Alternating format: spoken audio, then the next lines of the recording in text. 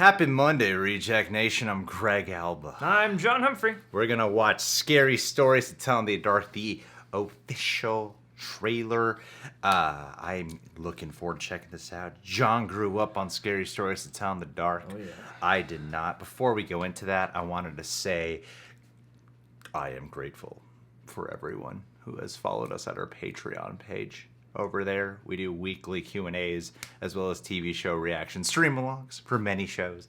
That includes My Hero Academia, Full Metal Alchemist Brotherhood, One Punch Man, Attack on Titan. I literally just shot the last episode for Attack on Titan. Eyes are a little red. That was a tearjerker, that one. Supernatural, Gotham, Haunting of Hill House, and Cobra Kai Season 2. And several of those shows have reaction highlights included. Those are Attack on Titan, One Punch Man, Full Metal Alchemist Brotherhood, and Supernatural. He does music video reactions occasionally. Anywho, let's see what's going on here. What's that? It's your book of scary stories. Whoa. Some people believe if we repeat stories often enough, they become real. Attraction. Law of attraction. They make us who we are. That can be scary. Eat it, Harold.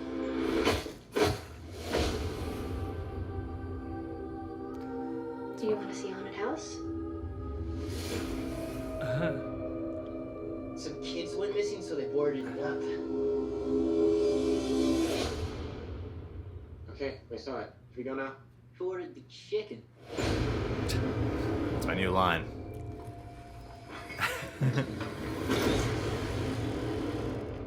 What's that? It's a book of scary stories.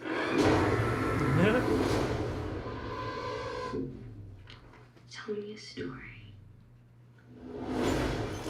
Ooh.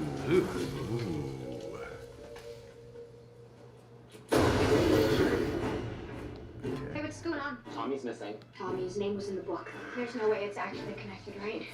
Okay, what if what happens in the book is exactly what's happened for real? Oh my god. Andy? Stella! Listen, you're in the next story. Right here, right here. It's a corpse looking for her missing toe.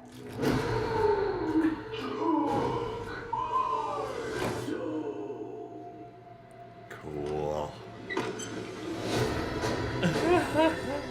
I'm afraid that we woke something up. You shouldn't have taken the book. We gotta stop it.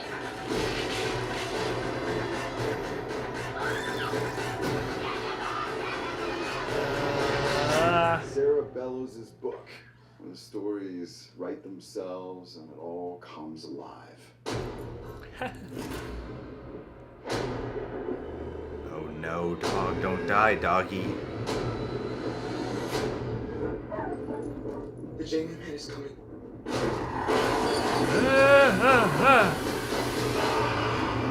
Wow. Awesome. Oh, that looks cool.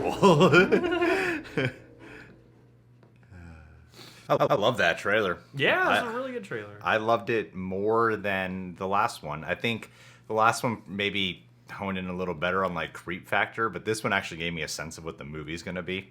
Well, yeah, the first one made me kind of wonder a little bit, whereas this, makes me sort of go, I can see how this would totally work as a movie. You know? Yeah, this concept of telling stories that come true, I love it because one thing I was curious about was how are they gonna be able to tell a wide variety of creatures' tales and not have it feel bombarded? Is it going to be like an anthology kind of deal? It's not like Final Destination. It's just semi in concept, reminding me of it in terms of death is coming for this specific person that has been named or they're next on the list, and with this like book of the characters they're in this story, so essentially death is coming for them next.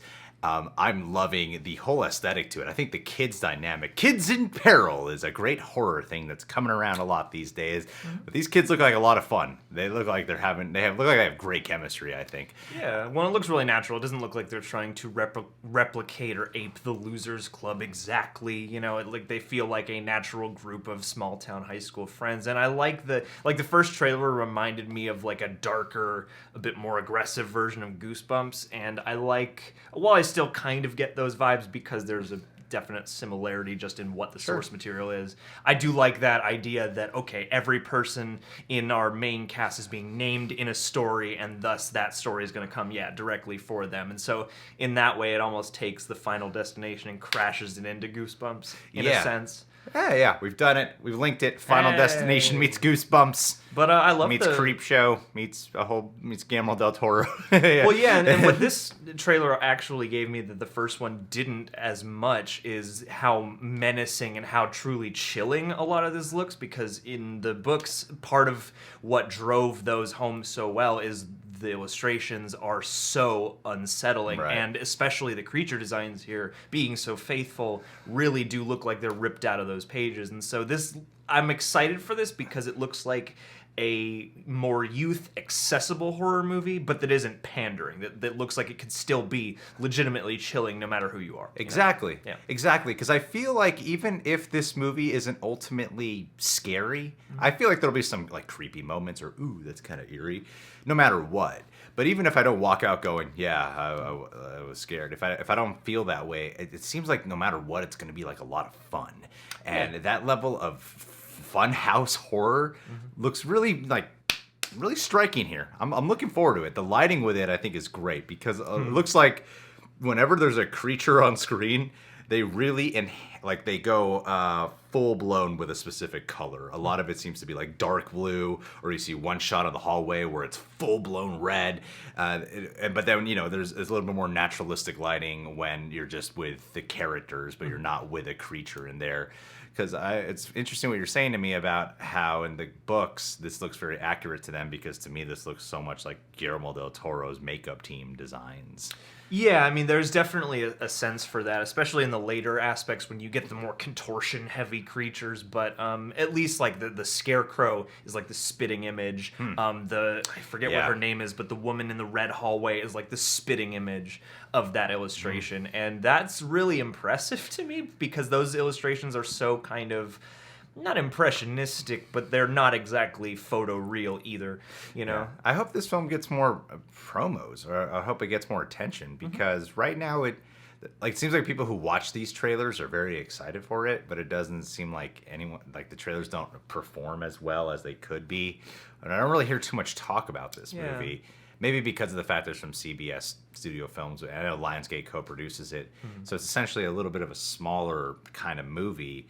But this looks different. This looks like it could be something really special. And I don't want it to just be some cult hit that just comes and goes. I like a movie like this to really get a lot of attention, Yeah, I would hope so too. And I mean, I'm excited. If it's good. Yeah. And I'm excited for Andre Overdahl because the only movie of his I've seen thus far is a found footage or a mockumentary style movie.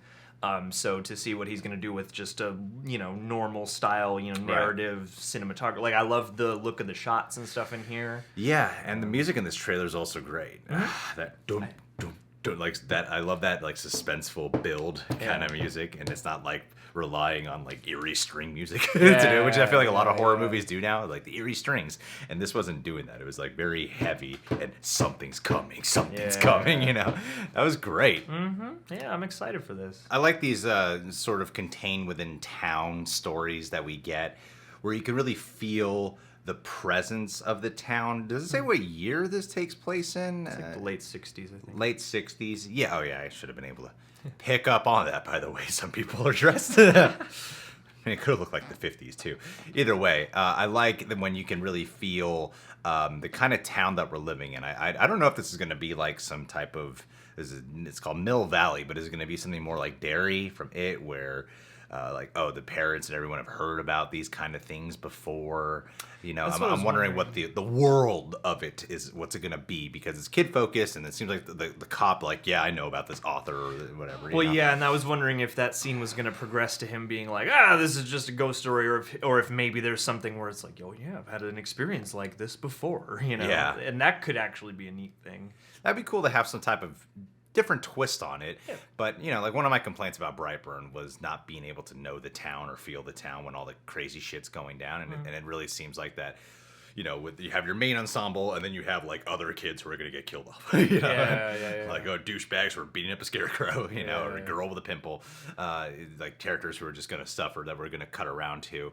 But I'm hoping that within that, we really do get a sense of even the parents here, because that's something I've always liked in these kind of horror movies as well.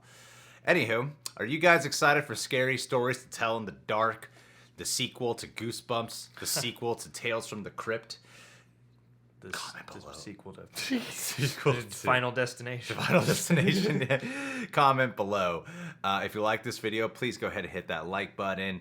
Also, check us out on Patreon. Last but not least, speaking of Patreon, Patron of the Day, shout out to a lovely man named Derek Mitchell. Oh, hey, buddy. I used to tell scary stories about a man who used to be a Lyft or Uber driver, and he would go pick up people, kill them, and then he got a job at a tech company. And then one day at his tech office, he would snap. He would go crazy. He would fall in love with a girl who wouldn't love him back. So he'd come to work and kill everyone. And I named him Derek Mitchell. If you guys work with Derek Mitchell, be aware. Be very aware. You know, maybe give him like some candy or something just to let him know that you're cool. I think we're both thinking of the Dane Cook joke. I think we're both thinking of the Dane You're Cook a joke. Dane Cook joke to us. Yeah. Save.